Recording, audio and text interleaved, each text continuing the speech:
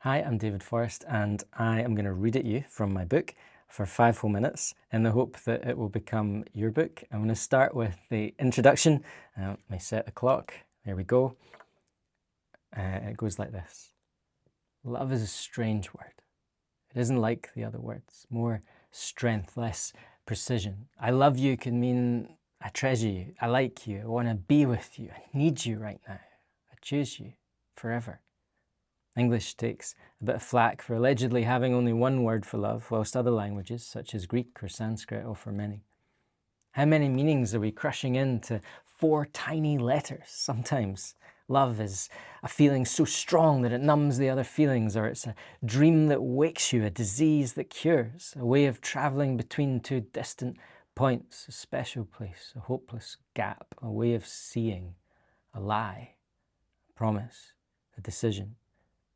English may only have one word for love, but hundreds more wouldn't be enough. This is a book about loves, and that list for the types of love I've seen so far. A dictionary in which all the words are spelt the same. And then it goes into the piece that really kind of like inspired the whole book, or set the whole thing in motion, and it's called Learning About Love. You know, Mark and I are getting married. Yes. Could you? Oh no. Write as a poem about love? No. For our wedding? No.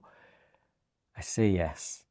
Turn to the dictionary and read love, noun, a great interest or affection for something. It says nothing. So I switch on the television, and 953 distractions later decide that love is definitely not an island. It doesn't invite you to ogle or stare. It will not dance as you sit still. It does not grab your attention.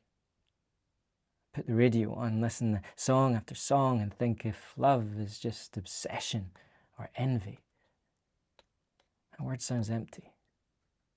Visit gallery and exhibit, but no, love won't fit the frame you set for it. It will not sit quietly on display. It isn't written out in advance. Don't judge me, we say to love. Don't see me, we mean. Don't change me, we say to love. Don't touch me, we mean. I ask my friends, what does falling in love feel like to you? And they laugh and say, love isn't just a feeling. It's not something you fall into, but something you choose. It's not a thing that you search for, but something you do. So I score out the words in the dictionary in bright red pen and write, love, verb. To prefer and defend and preserve intimacy over self. To cherish, to choose, to honor and feel and mission with. To become one flesh. And I think, yeah, I want to write about that.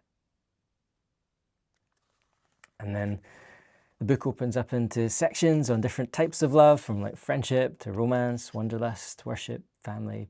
And the first of those sections is love of doing, which can be work, or it could be creativity. And like the other sections, it starts with a kind of thought. So not a poem or a story, just some thoughts that kind of give a little bit of an introduction. So it looks like we've got enough time to maybe do the introduction, so I'll do that, and you can hear the first story in the next video, I guess. What makes something art?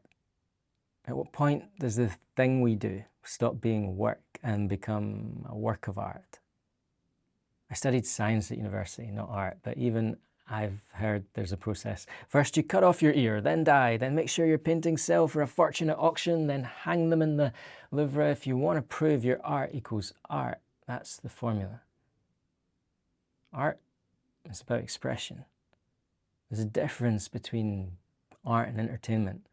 Art doesn't necessarily give the people what they want. It might make you laugh or cry, but that's not art's purpose. Entertainers play to the crowd. Artists question their own tribe. You can never truly buy art. Art has too much value. Art hangs walls in itself. Art has its own side and its own debate. And if you think that's a bit pretentious, then hold on to your hat. You are art. You are a created thing. The things you make and do, whether traditionally creative or not, have meaning because you're the one who made or did them. They're literally a work of art. a work of you. And we have 8 seconds to spare, which hopefully is enough time to say that if you like the book, you can find out how to buy the book in the description, one of these directions.